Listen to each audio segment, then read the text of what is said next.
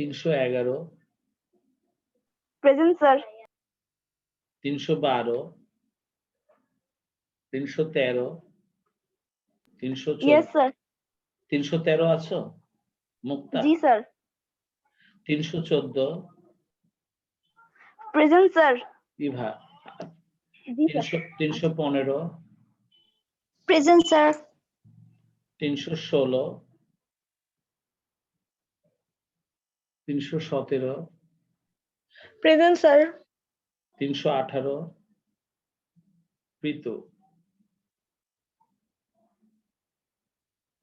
319, 320, 321, Present, sir. 322, Present, sir. 323, 324, 325 প্রথমা, 325 নাই, 326, আসলে তো স্ক্রিনে দেখা যাচ্ছে তো পার্টিসিপেন্টস আসছে তো 325,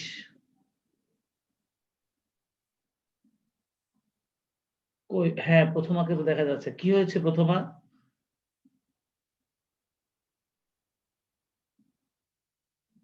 তোমার স্পিকারে প্রবলেম হচ্ছে নাকি? তোমাকে তো আমরা দেখছি, তো তোমার কথা শুনতে পাচ্ছি না। 325 গেল, 326, ইয়েস স্যার 327,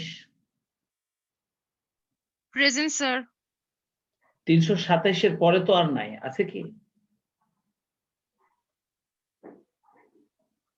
327 এর পরে কিন্তু মেয়েদের আর কেউ নাই এই গ্রুপে। আচ্ছা, এবার 401, Present, sir. 402, 402 শরণ না? Present, sir. 403, जी sir, present, sir. সাগর, আছি তো। নাই sir. কিন্তু শরণ আছে 402 তো? আচ্ছা, জি sir. 403, 403 নাই। 404, 405, 406, 407, 408 লিখন। Present, sir. Present, sir. যাদের নাম ডাকলাম এরা ছাড়া আর কেউ আছো?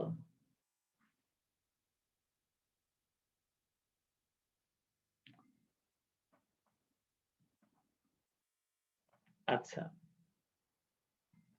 তো এখন তোমরা আমাকে বলো, আমি গতদিন তোমাদেরকে সম্ভবত 3 নম্বর অঙ্কটার আর তোমার বিশদ বিবরণী এবং মালিকানা সত্ত্ব বিবরণীটা করেছিলাম ওই 3 নম্বর অঙ্কটা থেকে। আর আমি তোমাদেরকে বলেছিলাম যে উদ্ধৃত পত্রটা তোমরা করবে। তোমরা কি উদ্ধৃত পত্রটা কেউ করতে পেরেছো? তোমাদের মধ্যে কেউ কি করেছো উদ্ধৃত পত্রটা?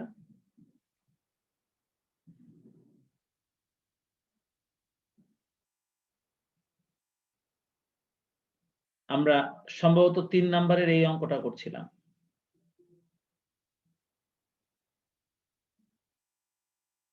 3 নম্বরের এই অঙ্কটা আর কোন আইটেমটা কোথায় যাবে, যেহেতু আমি পড়ার সময় অঙ্কটা পড়ে দিয়ে দেওয়ার সময় আমি বুঝাই দিয়েছি, আর এটা ভিডিওটা যেহেতু দিয়ে দেওয়া আছে, আমি বলেছিলাম ভিডিওটা দেখে দেখে অঙ্কটা তোমরা সুন্দর করে ফেলো উদ্ধৃত পত্রটা। আমি গতদিন তোমাদেরকে এই অঙ্কটা, এই যে দেখো, আমি এই যে ছিল কোশ্চেনটা আমাদের সমন্বয় সহ, আমরা এই পাশে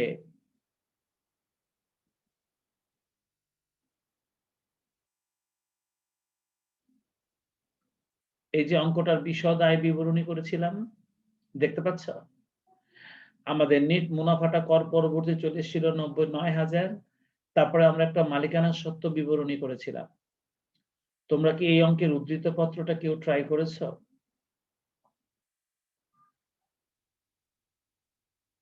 তার মানে করনি। তো চলো তাহলে আমরা আজকে, কে করেছো? মুক্তা? আমি মুক্তা? হ্যাঁ স্যার হ্যাঁ স্যার 326 মুক্তা? স্যার পাঠাবো হ্যাঁ স্যার। হ্যাঁ হ্যাঁ পাঠাও। হ্যাঁ মুক্তা তুমি পাঠাও। আচ্ছা স্যার পাঠাই। হুম।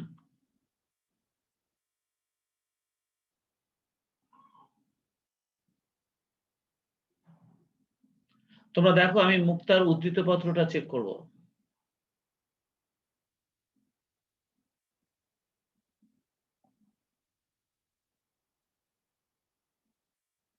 আমরা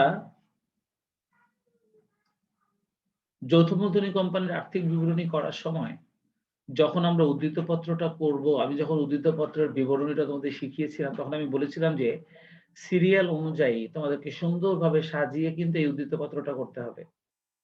তো মুক্তা করেছে, আমি দেখি ওরটা চেক করে কতটুকু পারলো। আর এছাড়া আমরা আমাদের এই অঙ্কের মধ্যে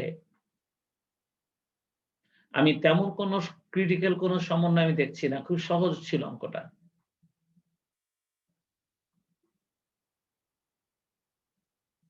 মুক্তা দিয়েছ?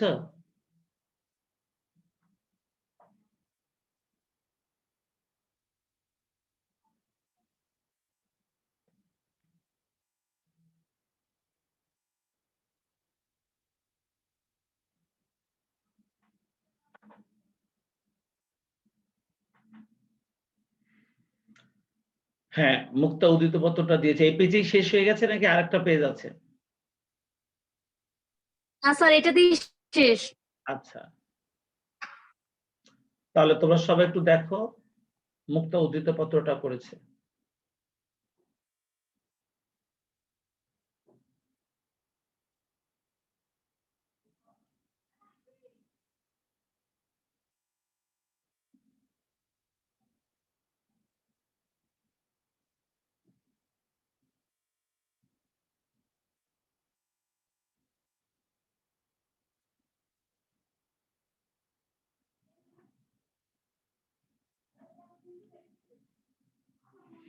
দেখো উদ্ধৃত পত্র করতে গিয়ে আমরা সবসময় স্থায়ী সম্পত্তিটা আগে লিখি। আর স্থায়ী সম্পত্তির মধ্যে আমাদের শুরুতে সুনাম থাকলো, এই অঙ্কে সুনাম নেই। ও আসবাবপত্রটা লিখেছে ৪৫,০০০। দেখো আমাদের অঙ্কটার মধ্যে এখানে আসবাবপত্র ছিল ৪৫,০০০। এখান থেকে আমরা বাদ দিয়ে দিয়েছি পুঞ্জীভূত অবচয় ১,০০০। ও টাকা ঘরে লিখেছে ৪৪,০০০ টাকা, ঠিক আছে। অফিস সরঞ্জাম ছিল দেখো ২৬,০০০। এখান থেকে পুঞ্জীভূত অবচয় আগে থেকে রেওয়া ছিল ১১,২০০। আর তার সঙ্গে এবারে নতুন অবচয় ২,০০০ যোগ করে মোট অ্যামাউন্ট আসছে ১৩,২০০। সেখান থেকে বাদ দিয়েও ১২,৮০০ লিখেছে। এই দুটো স্থায়ী সম্পত্তি ছাড়া আমাদের এই অঙ্কে কিন্তু আর কোনো স্থায়ী সম্পত্তি ছিল না। সবসময় যৌথ মূলধনী কোম্পানির আর্থিক বিবরণী করতে গিয়ে আমরা সবসময় স্থায়ী সম্পত্তিগুলোকে সবার আগে দেখি। কিভাবে মুক্তা করেছে তোমরা দেখো। যারা তোমরা গাফলতি করছো, যারা ঠিকভাবে এই অঙ্কগুলো করছো না, তোমাদের কিন্তু পরীক্ষা হয়ে যাবে। জুলাইতে না হলে অগাস্টে তোমাদের পরীক্ষা কিন্তু হয়ে যাবে। আর আর্থিক বিবরণী কিন্তু তোমাদের সিলেবাস কমালেও আর্থিক বিবরণী কিন্তু কমবে না। এটা ভালো পারতেই হবে। তাই যতটুকু সময় আমরা পাবো এটাকে এমন ভাবে প্র্যাকটিস করো সবাই, যাতে এখান থেকে যদি ২টা কোশ্চেন থাকে ১০, ১০, ২০ এই সৃজনশীলে যেন কোনো নাম্বার না কাটা যায়। তোমরা চেষ্টা করো, আমিও চেষ্টা করছি, কিন্তু একটা কথা শোনো। এখন থেকে হাজিরা দেওয়ার পর আমি যদি পরে তোমাদের ডেকে না পাই, আমি তোমাদের হাজিরা কিন্তু ক্যান্সেল করে দিব। পরে আমি যখন তোমাদেরকে ডাকবো কোনো কিছু জিজ্ঞাসা করার জন্য, যদি ডেকে দেখি তুমি নাই, আমি কিন্তু হাজিরা ক্যান্সেল করে দিব। তাই তোমরা পুরা ক্লাসে সুন্দরভাবে উপস্থিত থাকবে এবং অঙ্কটা ভালো করে বুঝে বাসায় একটু করার চেষ্টা করবে। এতে তোমাদেরই লাভ হবে। তো দেখো আমাদের স্থায়ী সম্পত্তি লেখা কিন্তু শেষ। এবার বিনিয়োগ। বিনিয়োগের আন্ডারে আমাদের কোনো আইটেমই ছিল না। সেই জন্য বিনিয়োগটা ও লিখেছে কিন্তু কোনো টাকার অ্যামাউন্ট বসায়নি। চলতি সম্পদ। চলতি সম্পদের মধ্যে আমরা সবসময় সবার আগে বিনিয়োগে অনাদায়ী সুদটা লিখি, কিন্তু আমাদের এই অঙ্কে বিনিয়োগের অনাদায়ী সুদ ছিল না। আমরা সমাপনী মজুত পণ্য লিখি। আমাদের কি এই অঙ্কে সমাপনী মজুত পণ্যটাও ছিল না? মুক্তা, সমাপনী মজুত পণ্য ছিল না? না স্যার।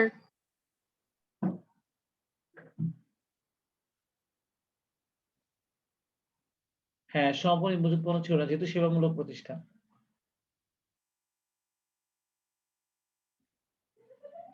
ঠিক আছে, সেই জন্য ও প্রাপ্য হিসাব লিখেছে 22,600, নগদ 12,400 আর অব্যবহৃত সাপ্লাইসটা লিখেছে 1100। ঠিক আছে, ওর চলতি সম্পত্তি ঠিক আছে।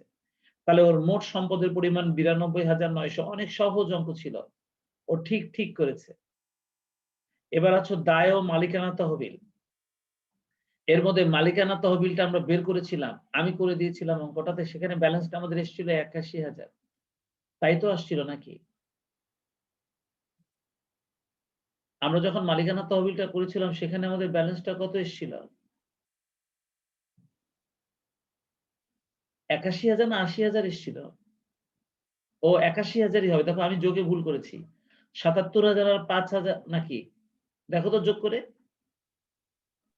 জি স্যার, 81,000। এটা 81 হবে বোধহয়। আমি যোগে ভুল করেছি, এখানে 81,000ই হবে। তাহলে এখানে যে মালিকানা সত্ত্ব বিবরণীটা আমরা করেছিলাম সেখানে আমাদের যে মোট যোগফলটা এসেছিল 81,000 টাকা, ওইটাই কিন্তু এখানে বসে যাবে। আর মুক্তা ওইটাই বসিয়েছে, দেখো 81,000। চলতি দায়ের মধ্যে প্রদেয় হিসাব 6,100, অগ্রিম সেবায় 5,300,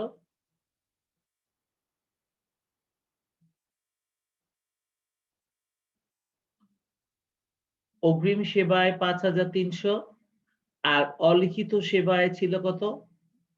অর্জিত সেবায় ছিল কত? 2,000। এটা বাদ দিয়ে দেওয়া হয়েছে। অনুপার্জিত সেবায় থেকে অর্জিত সেবায়টা বাদ দিয়ে দেখানো যায়, তাহলে টাকার পরিমাণটা হবে 3,300। ঠিক আছে,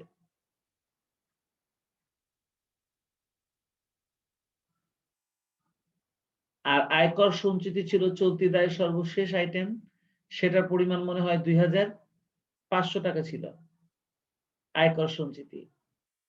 আর এই আয়কর সঞ্চিতি লেখার পর দেখো ওর ব্যালেন্সটা মিলে গেছে 92,900। খুব ভালো হয়েছে, ও ভালো পেরেছে।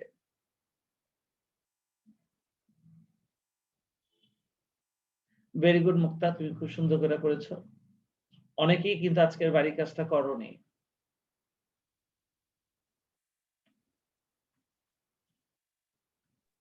এটা ঠিক স্যার, হয়নি। হ্যাঁ, স্যার আমি আসছি স্যার। আমি কে? স্যার তন্নি। তন্নি? জি স্যার। তন্নির রোল কত? স্যার 310। ও আচ্ছা, 310। ঠিক আছে তন্নি, এত দেরি হলো যে আজকে? স্যার মানে আমি না ভুলে গেছিলাম, ভাবছিলাম আজকে ইংলিশ ক্লাস, তাই। ও তাহলে ইংলিশ ক্লাস হলে তুমি করতে না? না স্যার, ইংলিশ ক্লাসটা এখন মিস যায়, মানে অফ থাকে তো তাই। এখন কি ইংলিশ ক্লাসটা হয় না? না স্যার। ও ঠিক আছে। তো চলো আমরা, তুমি কি উদ্ধৃত পত্রটা করেছিলে গতদিনের 3 নম্বর অঙ্কটা? তন্নি, জি স্যার। তুমি কি 3 নম্বর অঙ্কটার এই উদ্ধৃত পত্র যেটা করতে বলেছিলাম জি গতদিন? স্যার, আমি আরেকটু আগেই আসছি স্যার, আপনি যখন মিলাইতেছিলেন তখন আমি ছিলাম। কিন্তু তখন কি তুমি অঙ্কটা কি তুমি আজকে করেছিলে এটা উদ্ধৃত পত্রটা? জি স্যার, আমার একটু ভুল হয়েছে স্যার, আচ্ছা আচ্ছা, এটা এটা মিলাই নিচ্ছি। কারেকশন করে নিয়েছো না? জি ভেরি গুড, জি ঠিক স্যার, আছে। আমি তখন ছিলাম স্যার যখন মিলাইছেন। আচ্ছা আচ্ছা আচ্ছা, ভেরি গুড, ঠিক আছে। চলো তাহলে আজকে আমরা আচ্ছা স্যার। 4 নম্বর অঙ্কটা একটু দেখি, সবাই দেখো। এবার আমি 4 নম্বর অঙ্কটা পড়বো এবং তোমরা সবাই খুব মনোযোগ দিয়ে দেখবা, যাকে জিজ্ঞাসা করবো সে কিন্তু আমাকে জবাব দেবে। আমি অঙ্কটা পড়ছি।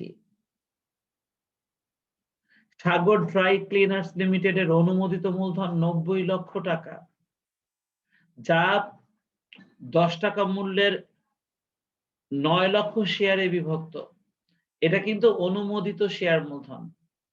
আমরা অনুমোদিত শেয়ার মূলধনটা যদি বিবরণী পদ্ধতিতে মালিকানা সত্ত্ব করি, তো সেখানে কিন্তু এই অনুমোদিত শেয়ার মূলধনটা দেখাতে হয়, তাই না? নিম্নের তথ্যাবলী অবলম্বন করে বিশদ আয় বিবরণী করতে বলছে, মালিকানার সত্ত্ব বিবরণী করতে বলছে এবং আর্থিক অবস্থার বিবরণী করতে বলছে। তন্নি, জি স্যার। তন্নি তুমি আমাকে একটু বলো না, এই যে এখানে যে অঙ্কটা আমরা এখন পড়লাম, ওরা আমাদেরকে বলছে জি যে স্যার। বিশদ আয় বিবরণী করো, মালিকানার সত্ত্ব করো আর আর্থিক অবস্থার বিবরণী করো। তুমি তো জানো যে আমরা মালিকানার সত্ত্বটা দুইটা পদ্ধতিতে শিখেছি, একটা বিবরণী পদ্ধতি আর একটা কলাম পদ্ধতি। তুমি বলতে পারবা আমরা আমাদের এই অঙ্কের মালিকানার সত্ত্ব বিবরণীটা আমরা কোন পদ্ধতিতে করব, বলতে পারবা? স্যার একটু দেখে বলি। এই এই- মানে এই- আইটেমস এই প্রশ্ন আইটেম দেখে না, এই প্রশ্নে এতটুকু দেখে কিন্তু বলা যায়, এই 2 লাইন পড়েই কিন্তু বলা যায় আমরা যা শিখেছি। স্যার মানে জি স্যার। তাতে করে কিন্তু এই 2টা লাইন পড়েই কিন্তু বলে দেওয়া যায় যে আমরা আমাদের এই অঙ্কের মালিকানা সত্ত্ব বিবরণীটা আমরা কিভাবে করব।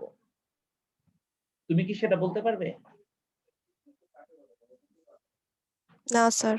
প্রথমা কি আমাকে শুনতে পাচ্ছ? প্রথমা, তুমি কি আছো আমাদের সঙ্গে?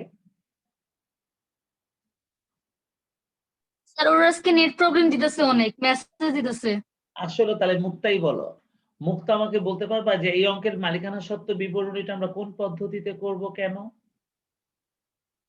তন্নি শোনো, স্যার একটু দেখে নিই। এই যে 2টা লাইন আমি পড়লাম, সাগর ড্রাই ক্লিনার্স লিমিটেডের অনুমোদিত মূলধন দেয়া আছে। স্যার এটা করবো হচ্ছে ওই যে কি বলে একটা বিবরণী মানে পদ্ধতি, একটা কলাম পদ্ধতি। যেই ছকটা একটা বিবরণী পদ্ধতি, একটা কলাম পদ্ধতি, তুমি কোন পদ্ধতিতে করতে চাও বলো তো?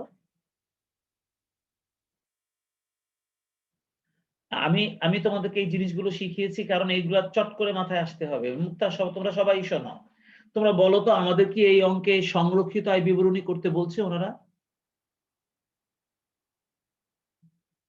দেখো তো সবাই, এই অঙ্কটাতে কি ওনারা আমাদেরকে সংরক্ষিত আয় বিবরণী করতে বলছে? না স্যার বলে নাই। যেহেতু বলে নাই, তার মানে আমরা সংরক্ষিত আয়ের সমাপনী উদ্বৃত্তটা কত আমরা জানি না। যখন আমরা সংরক্ষিত আয়ের সমাপনী উদ্বৃত্ত কত আমরা জানি না, তখন কিন্তু আমরা কলাম পদ্ধতিতে মালিকানা সত্ত্বটা করি। আমি কি তোমাদেরকে এই কথাটা বলেছিলাম? যখন আমরা সংরক্ষিত আয়ের বিবরণীর সমাপনী উদ্বৃত্ত কত জানবো, তখন আমরা মালিকানা সত্ত্বটা তোমার বিবরণী পদ্ধতিতে করব। কিন্তু যখন আমাদের অঙ্কের মধ্যে সংরক্ষিত আয়ের বিবরণী থাকবে না অথবা সংরক্ষিত আয়ের কোনো সমাপনী উদ্বৃত্ত থাকবে না, তখন আমরা মালিকানা সত্ত্বটা কলাম পদ্ধতিতে করব। 3 নম্বর অঙ্কটাতেও কিন্তু আমরা সংরক্ষিত আয় করি নাই, এখানেও বিশদ আয় বিবরণী আর মালিকানা সত্ত্ব করতে বলেছে।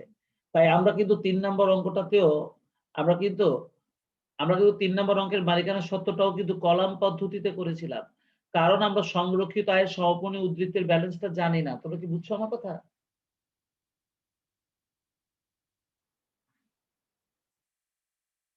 আর এই কারণে এই অঙ্কটাতেও আমরা মালিকানা সত্ত্ব বিবরণীটা আমরা এভাবে কলাম পদ্ধতিতে করব। কথাগুলো আমার ভালো করে শোনো, কাজে দিবে, চট করে অঙ্কটা করতে তোমাদের সাহায্য করবে। তাহলে এই 2টো লাইন পড়েই কিন্তু আমরা বলে দিতে পারি যে যেহেতু আমাদেরকে সংরক্ষিত আয় করতে বলেনি, তাহলে আমরা মালিকানা সত্ত্ব বলতে আমরা আসলে কলাম পদ্ধতির মালিকানা সত্ত্বকেই বুঝবো। আচ্ছা, এরপরে দেখো, নগদ এটা চলতি সম্পদ, প্রাপ্য হিসাব এটা চলতি সম্পদ, সবাই শুনছো তো? সাপ্লাইজ এটা চলতি সম্পদ, আসবাবপত্র এটা স্থায়ী সম্পদ, অফিস সরঞ্জাম এটা স্থায়ী সম্পদ, পুঞ্জীভূত অবচয় অফিস সরঞ্জাম এটা অফিস সরঞ্জাম থেকে বাদ দিতে হবে, মুক্তা যেভাবে আজকে বাদ দিয়েছে। প্রদেয় হিসাব এটা চলতি দায়, অগ্রিম সেবায় এটা অনুপার্জিত সেবায় চলতি দায়। তার মানে এটা সেবামূলক প্রতিষ্ঠান, যেহেতু আমাদের বিশদ আয় বিবরণীটা কিন্তু সংক্ষিপ্তই হবে, তাই না? শেয়ার মূলধনটা দেওয়া আছে 5,000 শেয়ার 10 টাকা করে 50,000 টাকা। অবন্টিত মুনাফার প্রারম্ভিক উদ্ধৃত্ত দেওয়া আছে। সাধারণ সঞ্চিতি দেওয়া আছে 10,600, এটা মালিকানা সত্ত্বেরই একটা আইটেম। সেবা আয় দেওয়া স্যার আছে এটা তো 3 নাম্বার অঙ্ক। হ্যাঁ, এটা মেবি 3 নাম্বার অঙ্ক। ওহো ওহো, আচ্ছা। ও হ্যাঁ, এই যে 4 নম্বর অঙ্কটা। তাহলে এখানে আমরা যে অঙ্কটা দেখছি সেখানে আমাদেরকে বিশদ আয় বিবরণী এবং মালিকানা সত্ত্ব করতে বলেছিল। এখানে দেখো আমাদের নগদ রয়েছে ৫,৪০০ চলতি সম্পদ, প্রাপ্য হিসাব চলতি সম্পদ, অগ্রিম সেবায় এটা আমাদের চলতি দায় এবং এখানেও সেবা আয় রয়েছে। তাহলে এটাও সেবামূলক প্রতিষ্ঠানের অঙ্ক, বিশদ আয় বিবরণীটা বেশি বড় হবে না। অগ্রিম বীমা এটা চলতি সম্পদ, সাপ্লাইজ চলতি সম্পদ, লন্ড্রি সরঞ্জাম এটা স্থায়ী সম্পদ না? জি স্যার। পুঞ্জীভূত অবচয় লন্ড্রি সরঞ্জাম এটা ওই লন্ড্রি সরঞ্জাম থেকে বাদ যাবে। শেয়ার মূলধন দেওয়া আছে ৩০,০০০, মালিকানা সত্ত্ব বিনিয়োগ দেওয়া আছে এই অঙ্কে ৩০,০০০। গত অঙ্কে মুক্তা বিনিয়োগ খুঁজে পাইনি, এবার কিন্তু বিনিয়োগ আছে, তাই না মুক্তা? হ্যাঁ স্যার। অবন্টিত মুনাফার প্রারম্ভিক উদ্ধৃত আছে ১২,০০০। অবন্টিত মুনাফার প্রারম্ভিক উদ্ধৃত ১২,০০০, এটাও মালিকানা সত্ত্বের মধ্যে যাবে। সাধারণ সঞ্চিতি তহবিল মালিকানা সত্ত্বায় যাবে। সেবা আয় এটা আয় বিবরণীতে যাবে। বেতন খরচ ৩,২০০ এটা খরচ বিশদ আয় বিবরণীতে যাবে। বিজ্ঞাপন খরচ ১১০০ টাকা এটা বিশদ আয় বিবরণীতে যাবে। এই রেওয়া মিলের মধ্যে আমি যে আইটেম গুলো পড়লাম তোমরা সবাই একটু ভালো করে মনোযোগ দিয়ে দেখো। এই যে আমি বিশদ আয় এই রেওয়া মিলটা যে আমি পড়লাম এর মধ্যে কি তোমাদের এমন কোনো আইটেম আছে যেটাকে তোমরা চিনো না? যদি কারোর কাছে অপরিচিত কোনো আইটেম থেকে থাকে যেটাকে আমরা চিনি না, কোথায় যাবে জানি না, এরকম কোন আইটেম আছে? থাকলে ৩ সেকেন্ডের মধ্যে বলো। তার মানে নাই। এবার চলো আমরা সমন্বয়গুলো একটু দেখি। মাইশা,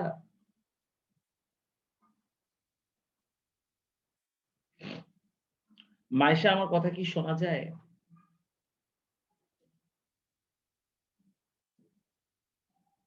মাইশা,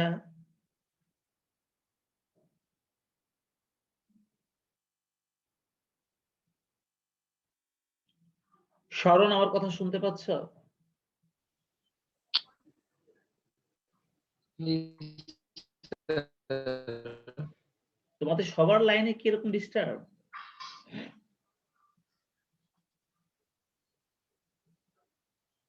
সবার লাইনে ডিস্টার্ব শুনতে? তোমরা কি আমার কথাটা শুনতে পাচ্ছ? জি স্যার পাচ্ছি। আচ্ছা, রুকাইয়া আছো? রুকাইয়া ৩০২ ৩০২ রুকাইয়া।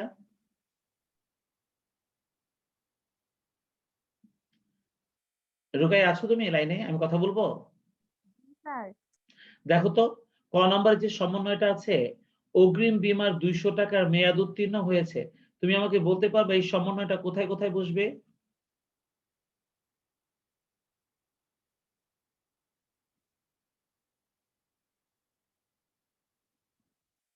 অগ্রিম বীমার ২০০ টাকার মেয়াদ উত্তীর্ণ হয়েছে, এই সমন্বয়টা কোথায় কোথায় বসবে তুমি বলতে পারবে রুকাইয়া?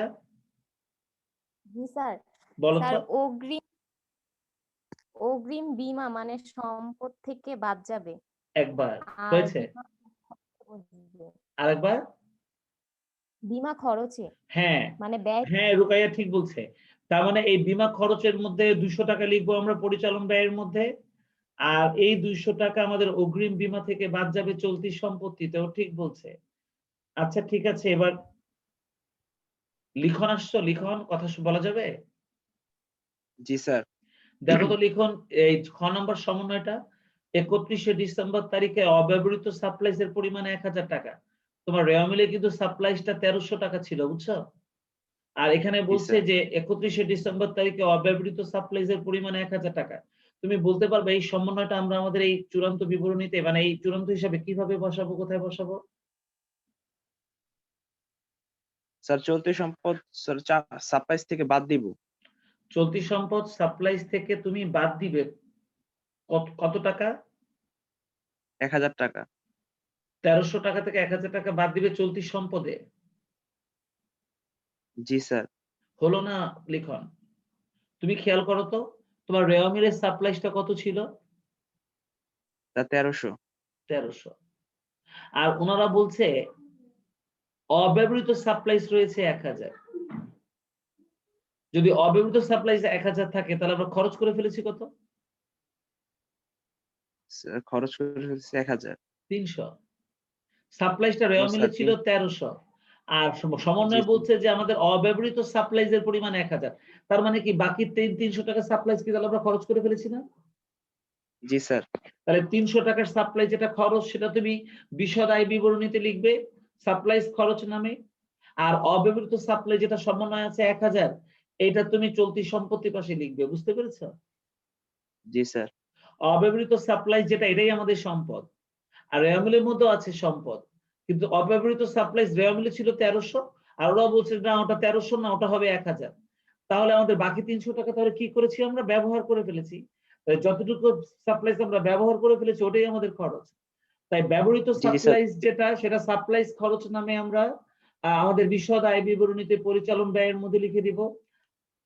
আর যদি বাকি যে অব্যবহৃত সাপ্লাই সমন্বয় রয়েছে 1000 টাকা, এটা আমরা চলতি সম্পত্তি পাশে বসাই দিব। লিখন, তুমি কি সমন্বয়টা বুঝছো? জি স্যার, ইভা আছো? 314 ইভা।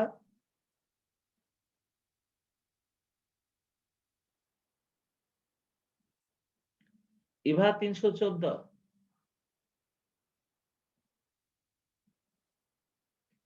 নাই। উর্মি আছো? 327। জি স্যার।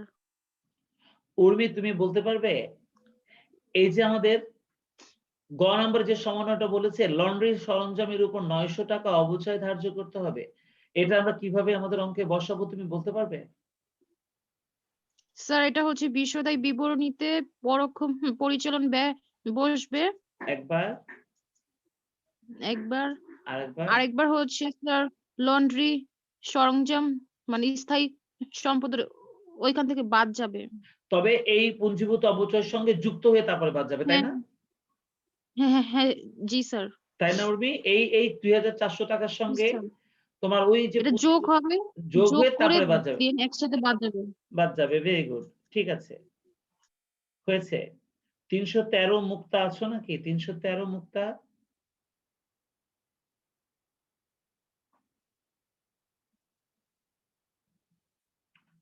তিনশো তেরো মুক্তা কথা বলা যাবে?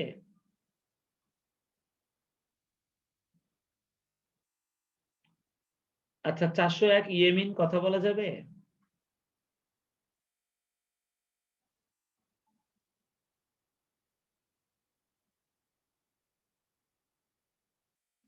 তিনশো চার আলিশা।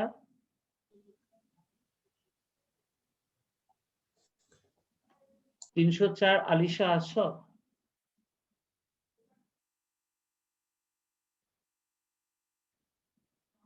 তিনশো দশ তন্নি। তন্নি তো 310 স্যার। না? জি তন্নি স্যার, 3। 310। আমি কিন্তু তোমাদের হাজিরা খাতা দেখে নাম বলছি না, আমি কিন্তু মুখস্থ বলছি।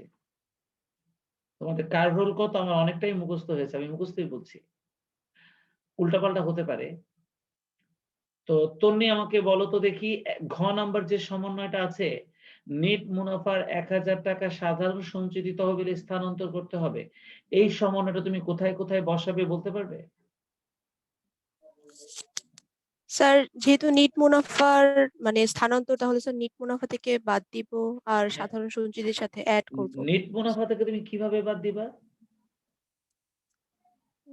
স্যার স্যার আমার সেটা তো তো মনে জানি হচ্ছে না। আমি কলেজ বিল্ডিং এর ছাদ থেকে নিচে পড়ে যাচ্ছি। নেট মুনাফা থেকে 1000 টাকা সাধারণ সঞ্চিতি তহবিলে স্থানান্তর করতে হবে, এই কথাটা বলেছে বলে এটা নেট মুনাফা থেকে বাদ যাবে। তন্নি, এই কথাটা শুনলে মনে হয় যেন আমি আর এটা না স্যার, মানে ছাদ সাধারণ থেকে সঞ্চিতির পড়ে সাথে যাচ্ছি। দেখাবো আর কি, মানে সংরক্ষিত যে আয় কোনো, বিবরণীতে শোনো আর শোনো শোনো মানে তুমি, যে কোনো তহবিলে টাকা স্থানান্তর এটা সংরক্ষিত আয় বিবরণী থেকে বাদ যায়। আমরা বহুবার সংরক্ষিত আয় বিবরণী করেছি, তাই না? যে কোনো তহবিলে টাকা স্থানান্তর, কিন্তু এখানে নিট মুনাফার কথাটা বলছে, এটা নিট মুনাফা বললেও নিট মুনাফা থেকে স্থানান্তর হয়, নিট মুনাফা না বললেও নিট মুনাফা থেকে স্থানান্তর হয়। আর সকল প্রকার স্থানান্তর কোথায় বসে? এটা সংরক্ষিত আয় বিবরণী থেকে বাদ যায়। হয়েছে? আর একবার জি স্যার। সাধারণ সঞ্চিতির সাথে আমরা যোগ করে দেব, আর একবার সাধারণ সঞ্চিতির সাথে আমরা এটা যোগ করে দেব। তাহলে সংরক্ষিত আয় বিবরণীতে আমরা একবার বাদ দিব যে 1000 টাকা সাধারণ সঞ্চিতিতে স্থানান্তর করতে বলেছে, আর একবার আমরা কি করব, সাধারণ সঞ্চিতির সঙ্গে যোগ করে দেবো, ঠিক আছে তন্নি? জি স্যার, বুঝতে পারছি। আচ্ছা, স্মরণ আছো 402?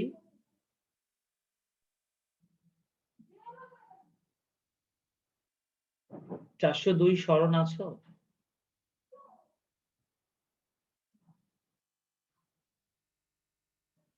315 সজ্জা আছো, কানিজ ফাতেমার সজ্জা?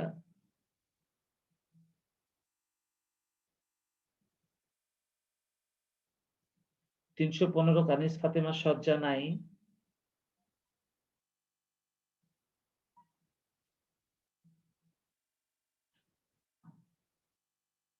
322?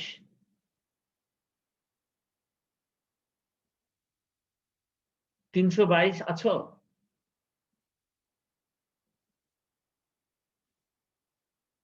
নাই। 311?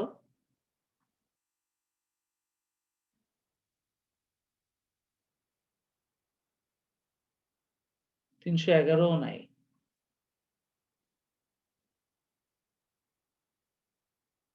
মুক্তা 326?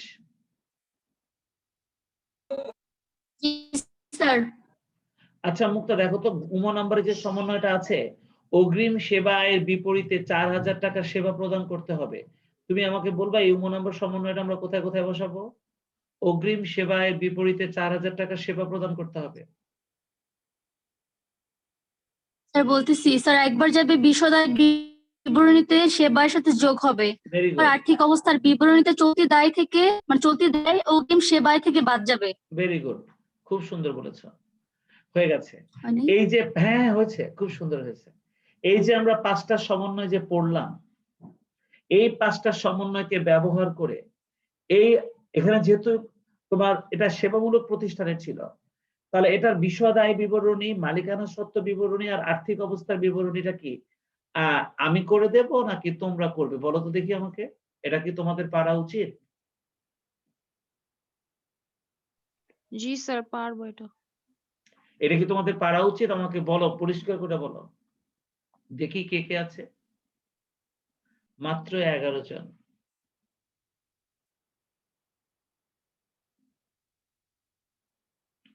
ক্লাসের শুরুতে ছিল 17 জন। দোলা কখন জয়েন করেছো?